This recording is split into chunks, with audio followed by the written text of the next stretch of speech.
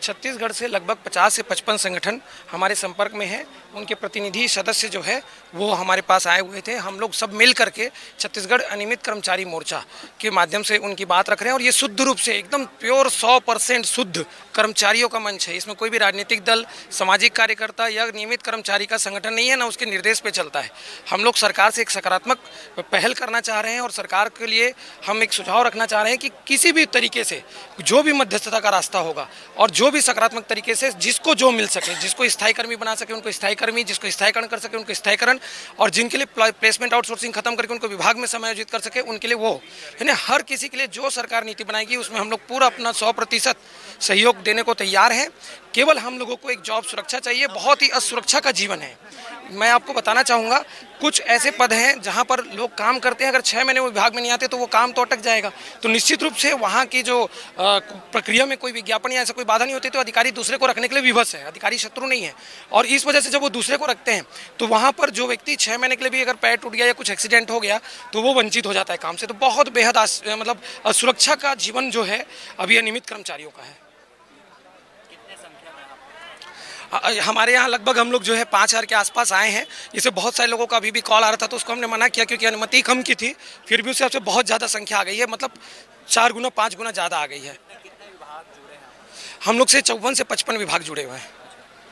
क्या लगता है ये छत्तीसगढ़िया मुख्यमंत्री से, ये जो छत्तीसगढ़ महतारी के हम लोग जो ST SC OBC general caste के बच्चे हैं, जो कर्मचारी हैं छत्तीसगढ़ के विभागों में काम कर रहे हैं, उनको 100% उम्मीद है कि वो जैसे पुरानी बीजेपी सरकार ने 2 लाख लोगों को अपने विभाग में सम्मिलन किया था, उसी ढंग से हमारे लिए भी मध्य प्रदेश की तर्ज पर स्थायीकरण, स्थायी कर्मी के रूप में, राजस्थान की तर्ज पर संविदा वालों के जैसे नियमितीकरण स्थायीकरण किया उस तर्ज पे, और प्लेसमेंट वालों के लिए हिमाचल प्रदेश और उड़ीसा के जो राज्य सरकार ने किया उस ढंग से जरूर हमारे लिए कुछ ना कुछ अच्छा करेगी। और हम लोग सभी उसी पद में जो सांकेतर पद बना दिया जाए उसी पद में उसी वेतन में भी स्थायीकरण लेने को तैयार हैं। नमस्कार, मेरा नाम देवंती दास है। मैं एकलव्य आदर्श आवासीय विद्यालय संगठन अतिथि शिक्षक संघ की मीडिया प्रभारी हूँ। माननीय मुख्यमंत्री जी से यही अनुरोध है कि जैसे कि उन्होंने चुनाव के पहले बोला था कि जितने भी अनियमित कर्मचारी हैं और एकलव्य का भी उसमें नाम था, एकलव्य आदर्श विद्यालय के जितने भी कर्मचारी हैं सबको नियमित किया जाएगा। तो अभी तक उनका 4 वर्ष से ज़्यादा का तो कार्यकाल निकल चुका है, लेकिन अभी तक उन्होंने नियमितीकरण की कोई घोषणा नहीं की है। तो हमारा यही एक सूत्री मांग है कि हमको नियमित किया जाए, एक जॉब सिक्योरिटी दिया जाए। और बाकी हमारा जो पेमेंट है वो तो केंद्र सरकार से ही आता है, तो उन पर कोई वित्तीय भार तो पड़ेगा नहीं। और राजस्थान और बिहार में एकलव्य के जितने भी शिक्षक हैं उनको सबको नियमित कर दिया जा चुका है। तो हमारा भी यही निवेदन है उनसे कि हमको भी मतलब कम से कम एक जॉब सिक्योरिटी दिया जाए, क्योंकि 1 साल के लिए हमारी नियुक्ति होती है और ऐसा भी होता है कि हमारी जगह पे दूसरे लोगों को भी नियुक्ति दे दी जाती है। तो हम पढ़े लिखे लोग कहीं मजदूरी तो करने नहीं जा सकते, तो इसीलिए हमको एक जॉब सिक्योरिटी दिया जाए। और कब तक आंदोलन कर रहे हैं? अभी तो कोई निश्चित नहीं है, लेकिन जब तक हमारी मांग पूरी नहीं होगी तब तक हम जारी रखेंगे। आंदोलन कौन सा है? निश्चितकालीन है क्या? जी अनिश्चितकालीन है। कितने संख्या आप लोग की एकलव्य? एकलव्य वालों की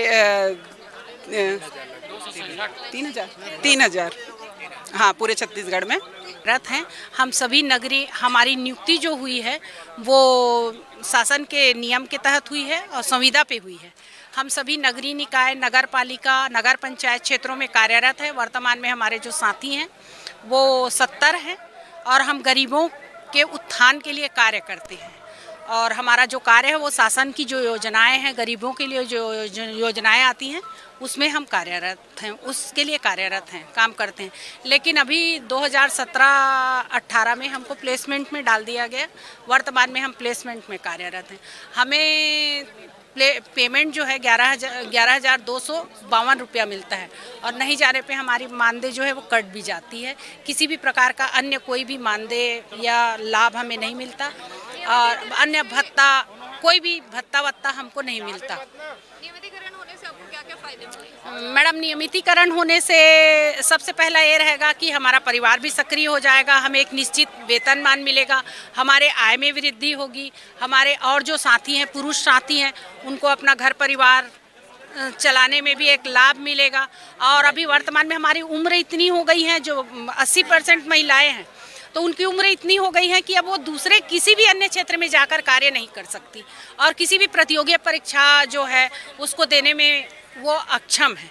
तो हम शासन से यही मांग रख रहे हैं कि हमको हमारे इस पद में निरंतर किया जाए, नियमित किया जाए, तो हम अपने कार्य को और आगे सुचारू रूप से कर सकें।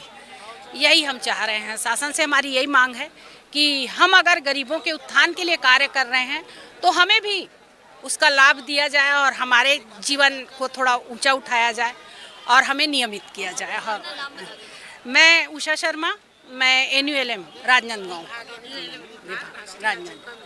जिला कौशल विकास प्राधिकरण कबीरधाम से हूँ। चूँकि हमारा कार्यक्रम सभी जिलों में संचालित है और हमें पूरे जिलों के लिए काम करना पड़ता है। जिले में काउंसलर 3 हैं और पूरे छत्तीसगढ़ में काउंसलरों की संख्या लगभग 60 है।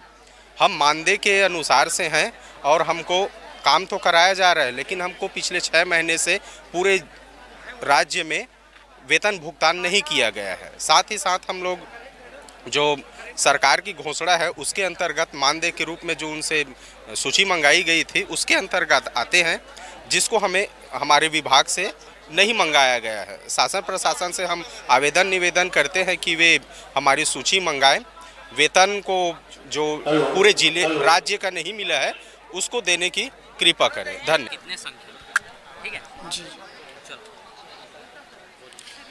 मैं दिनेश कुमार सोनी, विकासखंड पाटन जिला दुर्ग से हूँ और हम लोग जो है प्रशिक्षित गौ सेवक संघ जो कि पशुधन विकास विभाग से जुड़कर काम करते हैं। हमारा जो काम है पशुधन विकास विभाग में टीकाकरण, बधियाकरण एवं शिविर एवं पशु संगठन जैसे कार्य है।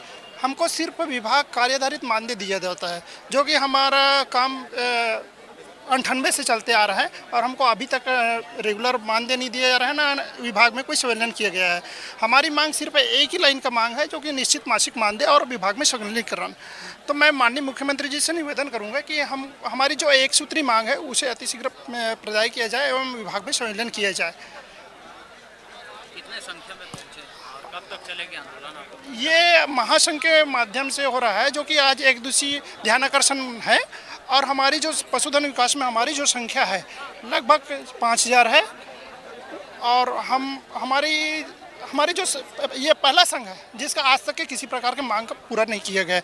मैं माननीय CM जी से और स्थानीय पाटन के निवासी होने के कारण मैं अपने काका से निवेदन करना चाहूँगा कि आपके भतीजा लोग का भी उद्धार किया जाए।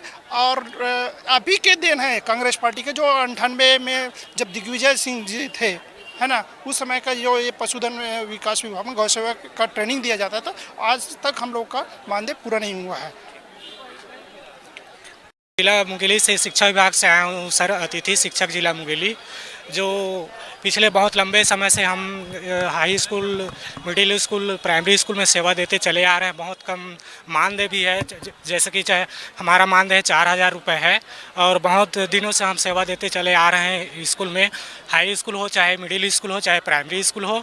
हम जो है सरकार की मुख्यमंत्री जी से जो है यही निवेदन करना चाहते हैं कि हमारा जो है सेवा काल को जो है अपने जो है शासन जो है अपने जन घोषणा के अनुसार जो किए हैं वादे, उसमें जो है सम्मिलित करते हुए हम अनियमित कर्मचारी के अंतर्गत आते हैं, जिसके तहत हमारा जो है मानदेय भी बहुत कम है। इससे जो है हमारे परिवार का जो है गुजारा भत्ता भी जो है ठीक से जो है चल नहीं पा रहा है।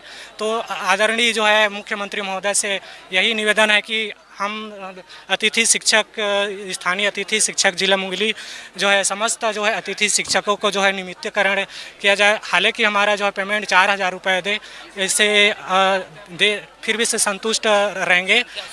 हमारी संख्या जो है सर अतिथि शिक्षक जिला मुंगेली 120 की संख्या में है और जिससे जो है शासन से हम यही जो है निवेदन करते हैं कि हमारा जो है नियमितीकरण हो। भले ही हमको जो है वेतन के रूप में जो है 4000 दे रहे हैं और घोषणा पत्र में हमारा जो है शामिल था, जिससे कि जो है उसी के अंतर्गत हम पुनः समस्त अतिथि शिक्षक जो हैं अपने हक, अपने अधिकार के लिए पुनः जो है यह लड़ाई जो है जारी रख रहे हैं और आगामी आने वाला समय तक अपना जो है हमारी जैसे मांग पूरी नहीं होता है तो हम अपनी जो है लड़ाई जो है और उग्र रूप में जो है आने वाला समय में मैं गंगा प्रसाद मोहले, अतिथि शिक्षक जिला मुंगेली।